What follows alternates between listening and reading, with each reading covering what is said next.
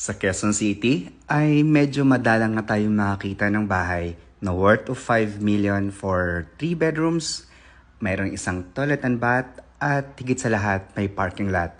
Madalas yung mga nakikita na lang natin is condominium units na mayroong 2 bedrooms, 2 to 3 bedrooms at isang toilet and bath. At yung iba nga dyan ay bibiling mo pa yung parking lot. At nag-range naman ito ng 5 to 6 million pesos. Dito sa Barangay Bagbag, Novaliches, Quezon City, inside in an exclusive subdivision, ay meron tayo ditong isang unit na townhouse for sale na for as low as 4.6 million. Meron na itong lot area na 50 square meters at ang kanyang floor area naman ay 60 square meters. Meron siyang 3 bedrooms, isang toilet and bath at parking lot. For sale ito, available siya sa cash, bank financing. For more details about this